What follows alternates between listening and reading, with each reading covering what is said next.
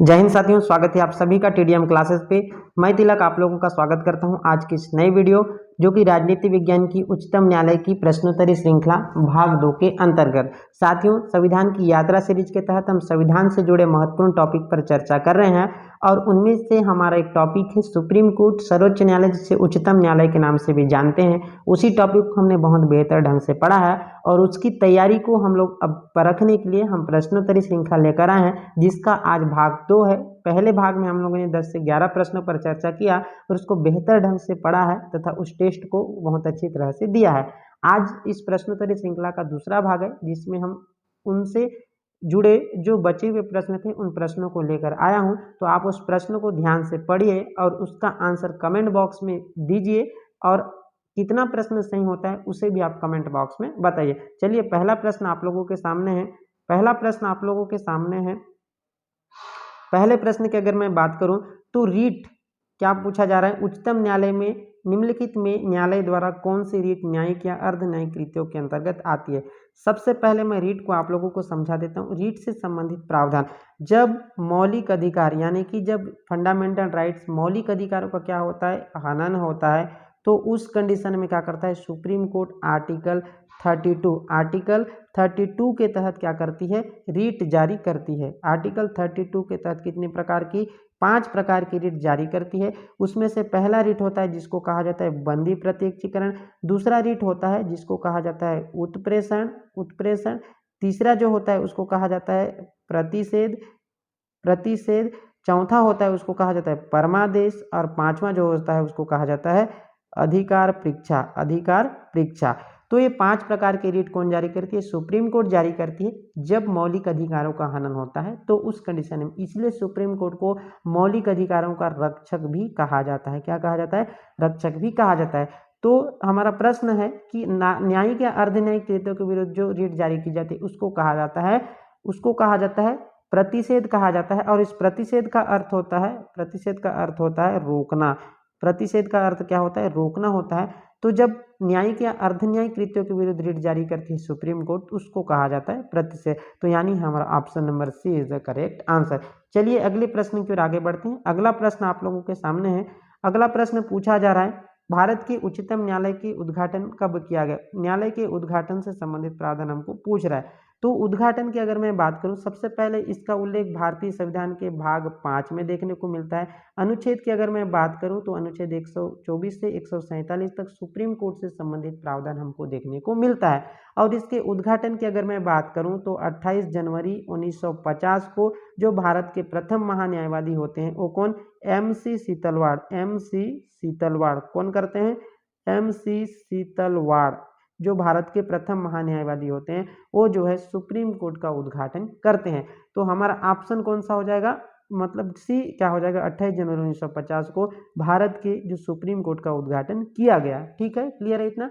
चलिए अगले प्रश्न की ओर आगे बढ़ते हैं। अगला प्रश्न आप लोगों के सामने है, उच्चतम न्यायालय के गठन, स्वतंत्रता एवं शक्तियां। सबसे पहले इसको देखते हैं आगे क्या पढ़, इत्यादि का उल्लेख भारतीय संविधान के कौन से भाग में दिया गया है। उच्चतम गठन से संबंधित प्रावधान अनुच्छेद नंबर 125 में दिया गया है। और भाग की अगर मैं बात करूं तो भाग 5 में 124 से लेकर 147 तक सुप्रीम कोर्ट से संबंधित प्रावधान देखने को मिलता है। और गठन, स्वतंत्रता, शक्ति से संबंधित उल्लेख भाग 5 में देखने को मिलता है अनुच्छेद नंबर 125 के तहत। तो भाग 5 ऑप्शन नंबर बी हमारा क्या हो जाएगा, करेक्ट आंसर हो जाएगा। चलिए अगले प्रश्न की ओर आगे बढ़ते हैं। अगला प्रश्न आप लोगों के सामने है, निम्नलिखित में से कौन से अनुच्छेद के अंतर्गत तदर्थ न्यायाधीश के पद का प्रावधान है।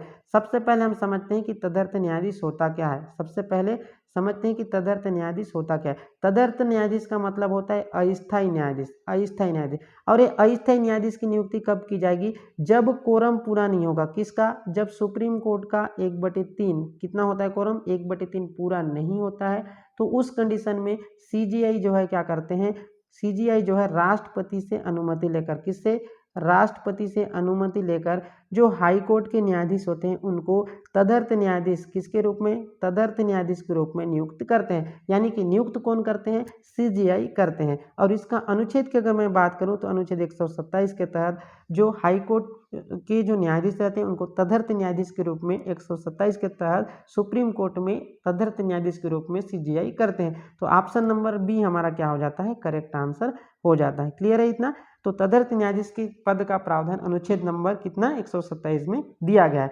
चलिए अगले प्रश्न की ओर आगे बढ़ते हैं। अगला प्रश्न आप लोगों के सामने है कि निम्नलिखित में उच्चतम न्यायालय के न्यायाधीशों के वेतन तथा भत्तों का निर्धारण कौन करता है।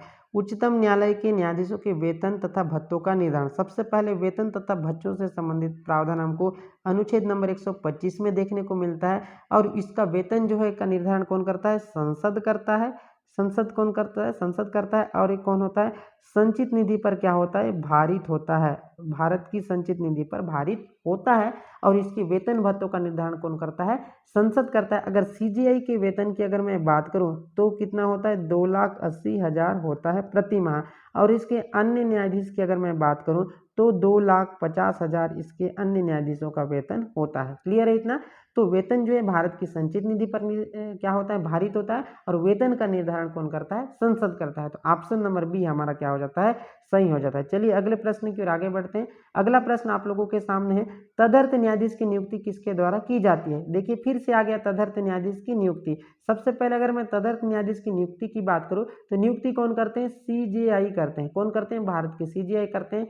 किसकी सलाह, किसकी अनुमति से, राष्ट्रपति की अनुमति से जो है तदर्थ न्यायाधीश की नियुक्ति की जाती है। और तदर्थ न्यायाधीश से संबंधित प्रावधान हमको अनुच्छेद नंबर 127 में देखने को मिलता है। अनुच्छेद नंबर 127 में देखने को मिलता है। तो यहाँ पर प्रश्न पूछा जा रहा है, उच्च न्यायालय के मुख्य न्यायाधीश द्वारा, उच्च न्यायालय यानी कि हाईकोर्ट की बात करा इसलिए गलत। सेकंड में भी उच्च न्यायालय पूछा जा रहा है, राष्ट्रपति नहीं करते हैं। डी ऑप्शन उच्चतम न्यायालय के सीजेआई द्वारा।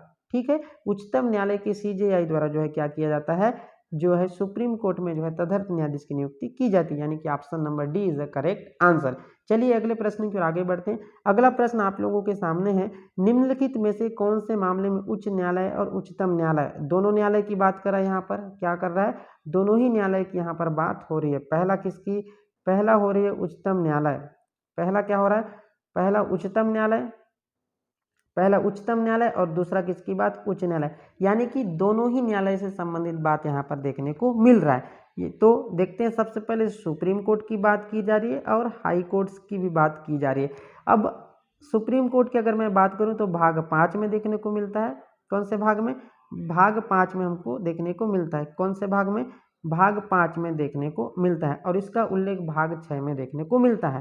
ठीक है, इसका अनुच्छेद की अगर मैं बात करूं तो 124 है। इसके अनुच्छेद की अगर मैं बात करूं तो 214 है। क्लियर है इतना। अनुच्छेद 124 के तहत जो है सुप्रीम कोर्ट से संबंधित प्रावधान देखने को मिलता है और आर्टिकल 214 के तहत हाई कोर्ट से संबंधित प्रावधान देखने को मिलता है।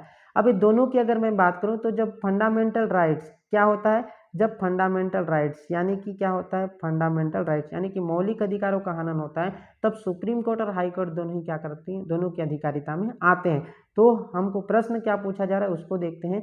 केंद्र व राज्यों के मध्य विवाद, केंद्र और राज्यों के विवाद का जो ये किसके अंतर्गत, जो सुप्रीम कोर्ट किसके अंतर्गत, सुप्रीम कोर्ट की अधिकारिता के अंतर्गत आता है। दो राज्यों के विवाद सुप्रीम कोर्ट की अधिकारिता में आता है। मूल राज्यों का प्रवर्तन, मूल राज्यों का प्रवर्तन से संबंधित अधिकार जो है हाई कोर्ट और सुप्रीम कोर्ट दोनों के अंतर्गत आता है। तो ऑप्शन नंबर सी हमारा क्या हो जाता है, सातवें प्रश्न का आंसर सी हमारा ऑप्शन सही हो जाता है। यानी कि मूल अधिकारों के प्रवर्तन जो है किसकी अधिकारिता में आता है, सुप्रीम कोर्ट और हाई कोर्ट दोनों की अधिकारिता में आता है। क्लियर इतना। चलिए अगले प्रश्न की ओर आगे बढ़ते हैं। अगला प्रश्न बहुत इंपॉर्टेंट है। सबसे पहले समझिए, निम्नलिखित में से किस वाद में उच्चतम न्यायालय यानी कि सुप्रीम कोर्ट संविधान के मूल ढांचे का सिद्धांत का दिया गया। सबसे पहले मैं आप लोगों को बता देता हूं कि संविधान के मूल ढांचे से संबंधित जो सिद्धांत से मतलब है कि जब भी कोई क्या होगा, संविधान में क्या होगा, संशोधन किया जाएगा। जब भी संविधान में क्या होगा, संशोधन होगा, तो संविधान की क्या, मूल ढांचा को ध्यान में रखकर, मूल ढांचा को ध्यान देते हुए, मूल ढांचा को ध्यान में रखकर, मूल ढांचा को ध्यान में रखकर संविधान में संशोधन किया जाएगा। ठीक है। और ये 1973 का जो कौन सा आता है, केशवानंद